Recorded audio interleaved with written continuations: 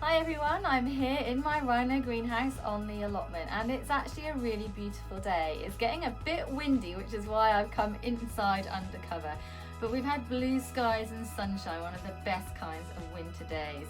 So I'm actually starting to think about forcing my rhubarb. I've been busy mulching borders and clearing up and getting rid of some of the weeds, getting prepared for the growing season ahead.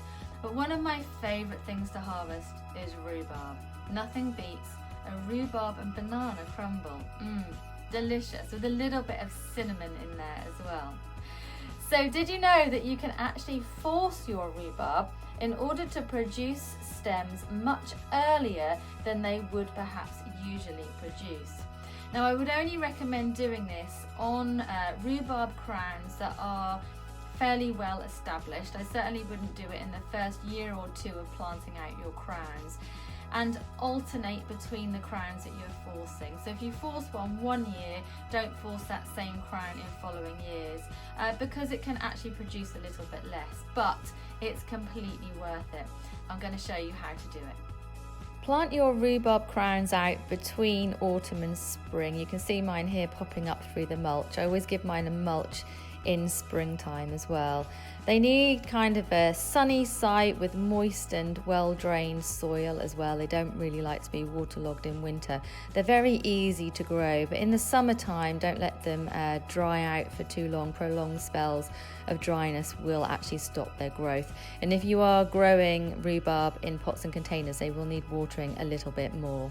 Before you plant your rhubarb crowns out, make sure that the ground has been prepared with some well-rotted organic matter first.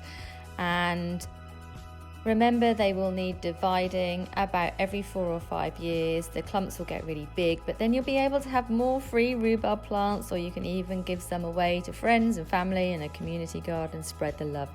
The leaves of rhubarb are not edible. Make sure that you don't eat those, but it's fine if you put them onto the compost bin because the toxins will decompose during the composting process. Try not to harvest any stems in the first year. I know it's hard and tempting, and just a couple the second year, but it will be totally worth it. You're harvesting rhubarb stems from late spring all the way through into summer, but you can harvest them earlier when you force them, and it's really simple. All you need is a bucket or a rhubarb forcing cover, and you're basically stopping the light from getting to the plant. I'm putting a brick on top of mine so it doesn't blow away, and this just means that the stalks will grow much quicker. They'll be lighter but just as tasty and tender, and you'll get them from perhaps March. So that's how to force your rhubarb stems.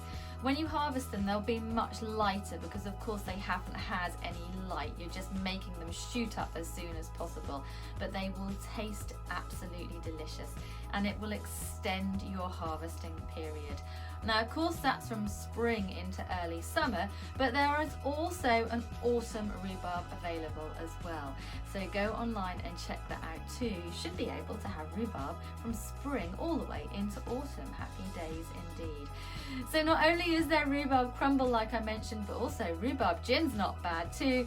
Rhubarb cordial, there's so many things that you can do with it. So it's definitely worth growing it in your garden or on your allotment.